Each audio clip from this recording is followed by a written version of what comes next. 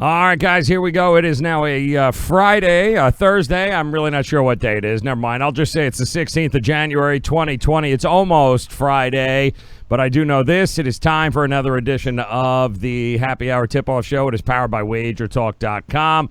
It's all about college hoops here, guys. He is Ralph Michaels, Wager Talk. I'm Joe Raineri, and what a profitable night it was. Certainly if you were hanging out with us yesterday on the show.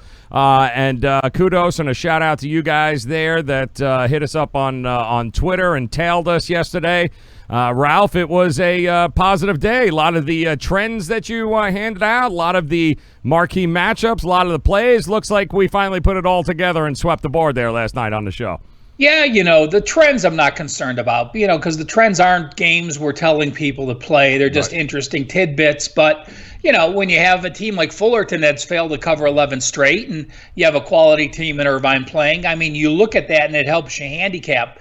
To me, when we can pick the money line dogs and the best bets, that's the important thing because those are the games we're getting to the window with. Absolutely there. So great win by Texas, great win by Georgia there last night, and Rutgers, the under. There were a whole lot across the board there, Ralph, last night.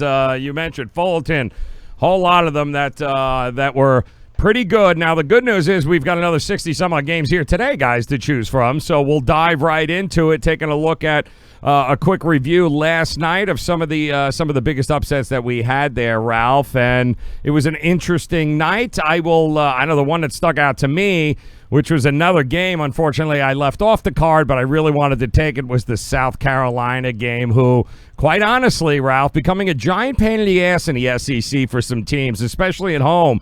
You can't sleep on this South Carolina team. Taking care of Kentucky, buzzer beater shot, 81-78, game over, and Kentucky blew a 5-point lead late in that game. Carolina mightily, and they're just a team that, again, you beat Virginia, you beat Kentucky, and then you lose to Stetson and you lose to Boston University. So, Frank Martin's squad is about as inconsistent as any. So, that's what happens though when you have a freshman point guard. Yep. And Jermaine Couisnard is there, and when you have those freshmen that are trying to play, you're going to have some good games, you're going to have some bad games, and that's the inconsistency of the Gamecocks. Yeah, no problem of them getting up for that game at all. And how about Seton Hall last night, Ralph? First half, right? Butler goes in at home, takes it to him in the first half, and then our guys, Mile Powell, took over. The best player on the court, exactly kind of how we laid it out last night, and said, when you got the best player on the court, kind of hard to lay 4.5, 5 when you know he's going to be lurking in the second half. Well, having the best player on the court with a top 10 defense, that helps. And that's it. Seton Hall, while the pace was there, you look at pace of play. You give up 70 when you're moving fast. Butler had to try to keep up with Seton Hall, and that's what happens often is that the better team that night controls the pace. Seton Hall was able to control the pace because when Butler controls the pace, the games are in the 60s. I thought that would be a lower scoring game, but Seton Hall pressed it, and Butler had to press their tempo as well. Yeah. Also, some big performances last night, and one of the games Ralph was very high on too. And the kid delivers again. Marcus Carr of Minnesota taking down Penn State at home, Ralph. That line, everything about that game is a little strange here. Thought it should have been a few extra points, but it was 2.5. But this kid, Marcus Carr, it's not the first time we've heard his name here before. Yeah, it's a game that I gave out to my customers. It was one of those bittersweet days for me because I go 3-1. Very happy with the 3-1 performance, but lost the totals play, which was on Texas and Oklahoma State for those, just so you know. And, I'll take a 3-1 day every day of the week. But for those people that just got on and bought the one play, they had an 0-1 day. And, Joe, that's why we talk about those 7-day packages. And, at SportsMemo, you guys have a special this week. $59 for 7-day all access. Yep. Well, you're silly not to buy a 7-day all access and get all those plays instead of just 1 or 2 plays that are posted on the daily packages. So again, a bittersweet 3-1 for me. And yeah, Minnesota was one of those games on my card. I think the Big Ten has the strongest home courts, and really, you could take advantage. We see Maryland, they covered against Wisconsin, but they're 0-4 on the road. We see Rutgers continue to win at home. They're undefeated at home in conference play, knocking off Indiana last night. So clearly, when you get these Big Ten home teams in a short price, it's something you have to keep your eye on. And, Marcus Howard, not the first time we see his name. They did a hell of a job and 35 points in 38 minutes. And, then some smaller schools and, Sergio Darkwich from Maine, they only played Mass Lowell, but 36-9-10, is my kind of line right there. Yeah, absolutely. And it was a good night around the horn, and there were, of course, some big totals covers there. As well, and Marquette Xavier was definitely one of them, 3.5. Marquette really took it to him in the second half, took him down, and then another big upset. I don't know, it's not a big upset, Ralph, but you did call this on the show as well yesterday as one of our featured games with Alabama at home, taking it down, big letdown spot for Auburn. They're not the same team from last year, guys. It's not that hard to figure out. And then, of course, Alabama at home, it was like a point and a half. But look at that, Ralph. 20.5. Alabama just kind of ran away with it in the second half. Bruce Pearl had a team that had done well. And, when you get to 12, 13, 14-0, all of a sudden you get an extra bullseye on your back. Not that Alabama needs any motivation against Auburn, but, they played a very weak schedule. They played a non-conference schedule in the 200s. They weren't really tested. Their biggest game, the best opponent they played going into Alabama last night, well, NC State, and that was at home. Yep. So you get a situation where you got a bullseye on your back, you got an in-state rival, and the toughest game you're facing of the entire year is only your third road game of the season. That's correct. And another blowout by Colorado State last night, too, dropping 105 on New Mexico there, laying 4.5. And another game we talked about, Ralph, was the Indiana State at home taking on Evansville. We were talking about the number for the side there, but the total, not close, Ralph. Not even remotely close to the number there, dropping a 30.5 under the spread there.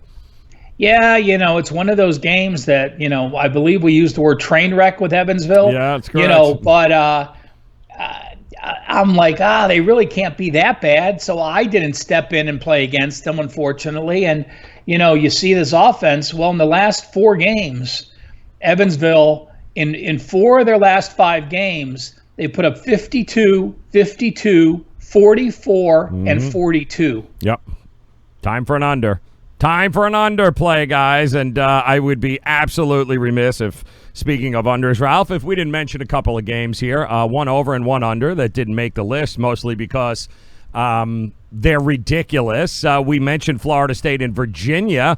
That total hovering around 113, Ralph, and we said, you know what? It would, if we would ever get something that was under 100, maybe this would be it, but we thought maybe Florida State's offense was just too good, but I'll be darned if it wasn't close, Ralph.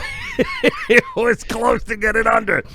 Yeah, well, let me that's the under game. Let me guess what the over game is going to be. I don't have to tell you, Ralph, because I played it first half, for a second half, full game. While we were on the show, we played Houston Baptist and told you, if you want one of the most entertaining games on the board, watch Houston Baptist play, guys. You'll have a good time. We just weren't sure whether New Orleans would be able to keep pace.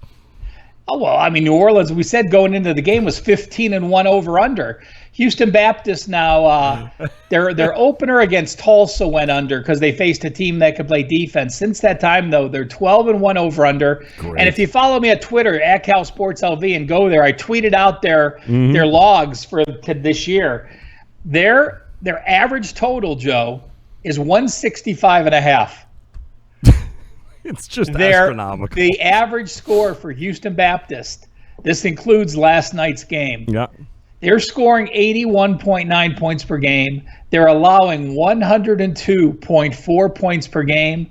They're allowing 54.5% shooting and 40.2% from three-point land. And so when you have the number 353 defense, there you go, coupled with the number one tempo, all I know is New Orleans is middle tempo, but when you're an offensive scorer and you have Houston Baptist on deck, yes, you do not miss classes. Nope. You do not miss curfew because you want to be able to put up 50 against them. So kids are very well behaved before playing Houston Baptist. Yeah, and New Orleans in that 350 range too as far as defense. So you want to talk about it was funny catching some of that, and for those of you that love college hoops, I would recommend that Fubo package, Fubo TV, Ralph. It has some of the most obscure off the beat games going on. You can catch on that, but watching that is watching a team make a basket and then nobody goes back to play defense. They just let the team run up, shoot, score, come back, same, rinse and repeat. It is actually something to see. And if I'm the head coach, Ralph, I'm going, listen, guys, we ain't playing defense. I'm not even going to preach it. You might as well just go out and score 100 points. Let's see if we can outscore them because there ain't nobody playing defense in those games. But something to keep in mind, certainly moving forward with both of those teams, both New Orleans and Houston Baptist. Well, New Orleans is number 71 as far as tempo is concerned. Right. And you look at Houston Baptist's upcoming opponent. They play Sam Houston on Saturday. Sam Houston is quicker than New Orleans was. Their tempo's number 57, and their effective field goal percentage from three-point land, they're number 15 in the country. So we're going to see some threes jacked up. Yep. Let's see. One team is number 3 in the country shooting three-pointers. One team is last allowing three-point shots. Both are number 1 and 57 in tempo. I'm going to guess we're going to see another 175 total on those two teams. Bet your ass we are. And it's just getting started, guys. It's going to be a lot of fun. We do have, again, big card here tonight. A couple of marquee matchups that we'll go over. We'll take a look quickly at the market space. But, Ralph, some trends and angles for the day here. What did you come up with? Well, Tennessee Martin, 16-2 over-under. Another one of those teams with tempo offense and little defense. North Florida team, on one of the added games, but on the road. A lot of times we see teams with good home records, but on the road, North Florida now 13-1 against the spread. They covered 13 of their 14. Winthrop, 9 straight covers on the road. Old Dominion, a team with no offense, good defense, and slow tempo. 6-21 over-under their last 27 games. And one of our featured games, I'll just mention that Colorado, not one of the best, but they're 6-19 over-under on the road. We'll be talking about them in Arizona State a little later. Yeah, a couple of interesting Pac-12 matchups here on the card tonight, Ralph, as I'm looking here across it. I can tell you one game that popped out to me, some interesting money traveling towards the away team here. The dog in this one, Ralph. How about Washington at home taking on Oregon State? The Beavers playing some pretty good basketball. Opened up at Washington, laying 4.5. Ralph, it's since moved to 3.5. I'm seeing close to a couple of threes out there too. A lot of love for Oregon State here. Been playing well over the last couple of weeks. Yeah, well, you look at Washington, and people remember what they did last year, but their lineup now, Washington's lineup is 4 underclassmen. You have 2 sophomores, and hence, you look at their last 5 games, losses to Houston, UCLA, Stanford, and Cal. Those aren't the cream of the crop in the Pac-12, and then they have a home win against USC. So, we saw them play a mediocre schedule early. Had a good win against Baylor, but besides that, we're seeing them really struggle this year. Yeah, it's another one out there, Ralph, a team that you and I have talked about before and have certainly backed and profited from. How about, because I'm looking at this and it seems to be Yeah, it opened up at 3.5, and I'm now seeing 5.5s out there, Ralph. And it's Pacific on the road taking on Portland U. Now, Pacific's another one of these teams out there, Pepperdine, Pacific. They can play some basketball, Ralph, and they're getting a lot of love as a road team here tonight against this Portland team. Well, nothing wrong. For those that don't know, the NBA great Damon Stoudemire is their head coach. Yep. And, he's been there now. This is his 4th year. So he's got him playing well. They're 14-5. A loss to San Fran, I have no problems with that. A loss to Irvine on the road, no problems with that. A loss to Boise in 3 overtimes.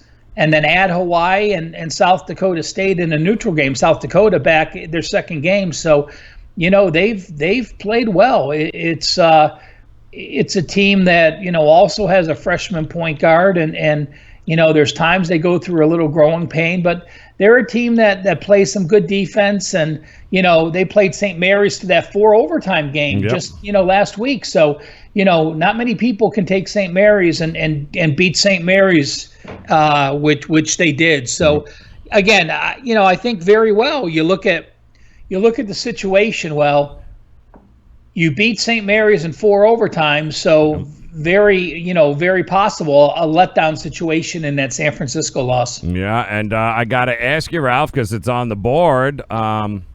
Cleveland State getting 15, Ralph, against Wright State there, man. Might you be backing and take the points here with our friends at Cleveland State here on the road? I am not, because of Wright State being off a loss. Oh, I didn't even think about that. It's a good point. Yep. They're off a loss on Sunday against Illinois Chicago. Ralph's a big supporter, by the way, guys, of Cleveland State, so I bust his balls on this play every week. So, yes, Cleveland. Cleveland State was as bad as any team last year. Terrible. They had 10 wins. There's 353 teams, and they finished about 290. So right. they're not like the MEACs or some SWAC teams in the 350s. But as far as the regularly line teams, from the horizon, they were clearly, as bad as that. And they're in a group with Detroit, Youngstown State, Milwaukee, and them that they're not the worst. They're in that bottom 4. So, the thing about the horizon is 2 teams get left out of the postseason tournament. It's one of the few tournaments that everyone doesn't get in. That's correct. So you finish in the top 8, you get into the tournament.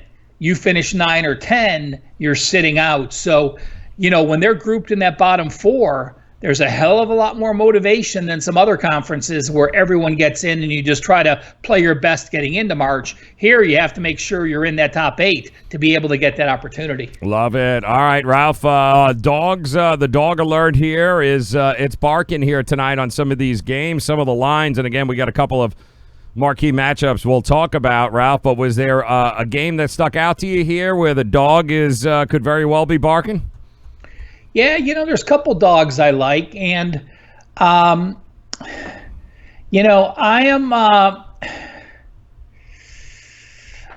I'm going to go with a short one, and it's UAB. Oh, FIU, and nice. Yep.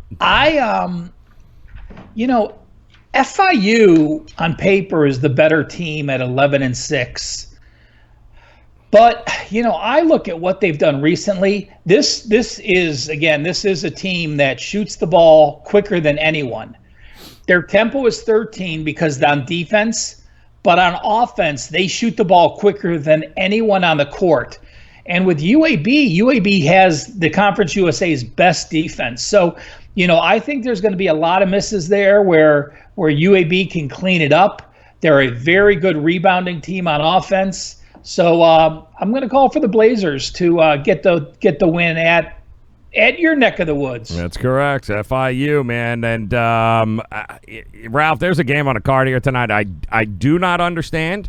And the simple fact is neither of these two teams has been playing great lately. They've both been certainly struggling to score. So Why in the world would Utah be getting 13 points on the road against Arizona here tonight is beyond me. And I like Utah. I've backed them a whole bunch of times this year. They did lose to an Oregon Ducks team, which they always lose to there a couple of games ago there, but they did challenge in that game. And listen, their defense, you can say what you want about Utah. When they're not shooting, they do play defense. They do keep games close. Arizona, too, is another one of these teams has not been playing well. They scored only 65 points in their last game. So, the lack of scoring from Arizona's standpoint is going to keep Utah in this game, especially with the way they play defense. Plus, Utah 10-4 against the number in the last 14 road games. Meanwhile, Arizona 3-7 against the number in the last 10 meetings between these two teams. 13 points just seems like a ridiculous number to me for a team that could very well pull off the outright win on the road. Well, you're going to get one of two things, Joe. You're going to get an outright upset, or you're going to get a 30-point loss. Or I'm going to get smashed here, huh? Yeah, you think? I mean, you look at Arizona and you look at their last 5 games. They lose to the Zags at home, huge game. Then they play the Johnnies and they lose by a couple. Then they beat their rival by 30-something. Then they go to Oregon, go into OT and lose. And then I think you have the hangover effect. And you have that a lot. You play those Thursday, Sunday games in Oregon. You play an overtime game against a team you think you could beat. And then, you fall flat on your face Sunday afternoon playing 36 hours later. So you have more guts than I do going against Arizona because – like I said, they're either going to come out flat or they're just going to lay it on this team. We'll see which one. So as your best bet or your dog, hopefully it's the coming out flat part. I do have a situation, Joe. Sure. And I tweeted this out earlier. So I believe you retweeted it. I don't even know if you read it. But I'm going to ask the question. Shoot. And I want our viewers to think of a percentage in their head what they think it would be. So you're a favorite tonight. Both you and your opponent have a win percentage of 80% or higher. So you're both very good teams. And as a favorite, you are off an away win of 20 points or more. Okay. So think in your head, what percentage do you think that team covers? You're off an away win of 20 points. You're a favorite this game. Okay. And both you and your opponent have a win percentage of 80% or more. I'd want to say close to what, 50% of the time? Well, it applies to Gonzaga. Oh, God. And Santa Clara tonight. Okay. And that's a huge spread, the favorite, like Gonzaga, off a big win like they are against Loyola Marymount. Okay. 27% against the spread going back 2006, 18 years. Going 18 years, damn. 23, 62, and 1 against the spread. That's just something to think about when you think you have a team coming off that big win, that big easy win on the road, and you're playing a quality foe. Now, Santa Clara is a team I like. All 5 starters back. They disappointed me.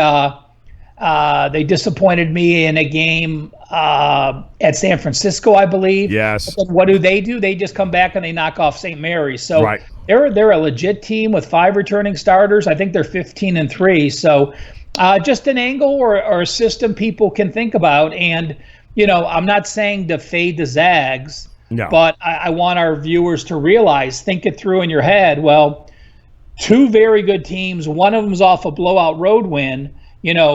That's a normal fade situation now. We know from what the details tell us. And again, you have a sample size of over 100 games. We have a sample size since 2006. So to me, it's one of those that clearly makes sense. I'm not going to play it today. I was close. Like I said, I like this team a lot, this Santa Clara team. But you're also looking at Santa Clara is on their 3rd straight road game and off that upset of St. Mary's. All right, so and it's going to be interesting to watch this here, guys, because that's a lot of experience on that Santa Clara team to not be able to show up here and there, especially in games like this against the Zags. All right, Ralph, couple of primetime games we got here going tonight. We'll start on the East Coast here, the early game, and I looked at this one a lot. And I'm going to be interesting to see exactly where you're going to head here, because Cincinnati is going to be on the road taking on this Memphis team. Now, the Mick Cronin days of the Bearcats, Ralph, they've never lost more than 7 games. We know, and, well, poor Mick Cronin has got his hands full now here. They've already got 6, Ralph. This is not the kind of season that Cincinnati basketball is generally used to. The defense is good, but the offense, obviously, new system, new coach. The results just haven't been there. And then, of course, you've got they still got Cumberland, but going on the road, taking on this Memphis team, man, all the Wiseman stuff. It's, this team has finally been able to clear the air. They're 4.5 point favorites at home here, Ralph. How do you see this game? I see it through my ticket that I bet, Joe. Ooh, okay. So I am going to double dip here. I love it. I will skip the best bet segment by saying I use Cincinnati and I released it to my customers. Wow. All right. Basically, I'll just read what my write-up was. And, Memphis was picked to win the ACC, but that was with Wiseman in the mix. Tigers got off to a 12-1 start, but played the number 172 schedule. The Tigers starting lineup has 3 freshmen and 2 sophomore, and they're going to struggle against this Bearcats defense. Besides Wichita, this is the best D that Memphis has faced. Memphis's best player is Precious Achiuwa, 6'9" center, but Cincinnati's front line has 2 7-footers to stop them. Then I look at the Bearcats side. Yes, they started off the season 8-6, but they are learning schemes as well. They went from being one of the slowest paced teams in the country at number 338 to being a 125 tempo team under John Brannon, the former head coach at Northern Kentucky.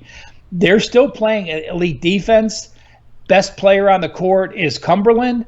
And I think they get it done. I think these young Memphis kids, we're going to see them struggle against some quality foes down the stretch. All right, game number 2 here on the card, Ralph. Oh, wait a minute. I want to hear your opinion on the game. I'm looking at – listen, I don't know. I looked at it, and I'm like, it's not the same Cincinnati team, but I happened to watch that Wichita State game against Memphis over there, and – Memphis without Wiseman, it's just, I think they're going the wrong way. I do think this is a prime spot. Take the points with Cincinnati. I do think I like Cumberland. I like him a lot. I think he's the kind of player that obviously can deliver in a big moment like this, a big road matchup. I do like the points. I think it's too many. I think this game's a little bit closer than that. But I do think Memphis is a little overvalued in this spot. So I definitely lean Cincinnati with you in this spot. Give me the points all day long. I just don't know whether or not with the defense we're going to get to over 142 points in this one, Ralph. Yeah, like I said, I like the matchup of the Cincinnati 7-footers against their best player. And, you look at Memphis's guards. They're 5'9" and 6 foot. And you're dealing with the Cumberland brothers who are 6'3" and 6'5". Yep. Been there, done that. Yeah, it's going to be a good game tonight, too, and I think it's I don't want to say back against the wall, but I think the Tigers definitely need this one to keep pace in the conference. And here we go to another very unpredictable conference here. The Pac-12 is just it's got some great games on the card here tonight, including Colorado and Arizona State here in this matchup. Arizona State 10-6. This is their first home game in the Pac-12 play, Ralph, which is just hard to believe. First game at home, Pac-12 in the conference. 1-2 conference, 6-1 at home all season, Ralph. They're 8-8 against the number. They have covered the last couple of games, and meanwhile, Colorado 13-3, a team we've talked about. They're 2-1 in the Pac-12. They got home wins over Oregon and Utah. However, they're not great against the number, 8-7-1 against the number, and they're 1-1 in true road games. So something's going to give here tonight, Ralph. Who do you like better in this matchup? I lean Colorado, but I didn't get to the window for several reasons. If you remember, these two played back on November 8th in China, and Colorado won that game 81-71, and it wasn't even that close. I think Colorado had a 14-point lead or something at halftime, 15. Arizona State made a quick run to get out, and then Colorado dominated the rest of the way. But the thing to remember in that Colorado game was that Arizona State had 3 players suspended, including their 2 best big men, Romello White and Tashawn Cherry. So they were very, very undermanned. And, I played against him in that role. But, I still look and, they're playing better. Colorado has their issues, as you said, getting productive scoring consistently. But I do like this Colorado team. I think they're playing very good defense. When they have an offense that gets going, they can beat anyone in the country. But we saw them at Oregon State lose at home, Northern Iowa lose at home. There's some games where they scored 68 and they just struggle offensively. So the number's right about where I think it should be. But to me, the eye test still says that the Buffs are the better team. I think they're the better team. I think the first game at home here is something to keep in mind too. There, Colorado, we saw them right. Colorado State was their was a big win on the road there. I think this is a big challenge for them in the Sun Devils. I think Arizona wins the first half in this game, so I would lean Arizona as a pick-em in the first half, Ralph. Arizona State to go into halftime with the lead. I do think that Colorado certainly has the firepower to be able to regroup, so it wouldn't surprise me. Full game to back them, but I like Arizona in the first half to come out firing in this one, pumped up to walk into halftime with the lead. Well, again, we talked about Auburn and only playing their 3rd road game. This is Colorado's 3rd true road game. They lost by 14 at Kansas. Again, nothing wrong with that. And they beat Colorado State by 8. I don't think they covered that game on the road. That was back on December 13th. Right. So December 13th was their last road game, and it is now January 16th. So in a month and a couple days, they have not traveled to play a true road game. No, it's and keep that in mind, guys. We've seen how that home road dichotomy here thus far in the season has proved to be very profitable, backing some home teams along the way. So, all right, best bet time here, Ralph. Where are you going tonight here? I know you said you're double dipping. Might it be Cincinnati in this one? Yep, yeah, it's good. It's the Bearcats. Like I said, I got to the window with it. It's just about to go out to my customers and go out to WagerTalk All Access customers. So I'm in with both feet. I'm going to go the Colonial here, Ralph. How's that, huh? Throw that in the left field for you. I'm taking William and Mary here tonight, taking down a Delaware team on the road. I just think there's levels in the Colonial. There's the upper echelon teams like the William and Mary. I just think Delaware is a cut below that. They're 13-5 on the season. They're 5-0 in conference play, William and Mary. They just took down the other big house in the Colonial, Hofstra. They just took them down. They are road tested, and I really do. I like the size that they have in this matchup, and I just don't think Delaware is at that point. We talked about Ryan Day transferring, of course, getting out of there, and I think William and Mary's just a cut above. It's a low number. They're getting a point and a half on the road. I got no problem backing the more established and proven team on the road here in William and Mary tonight. Thanks for reading my email, Joe. What email? What are you talking about? Is that what you got tonight? What do you got? What did you send me? Did you send something? That's one of my plays too. Oh, for Christ's sake! Well, let's stop telling me that, will you? Let's go. So, all right. So Cincinnati, you take William and Mary. I will say, let me just add. Go ahead. Like you said, they're 5-0 in conference play. Right. You look at their conference; they're the number one most efficient offense, the number one most efficient defense in the conference. Right.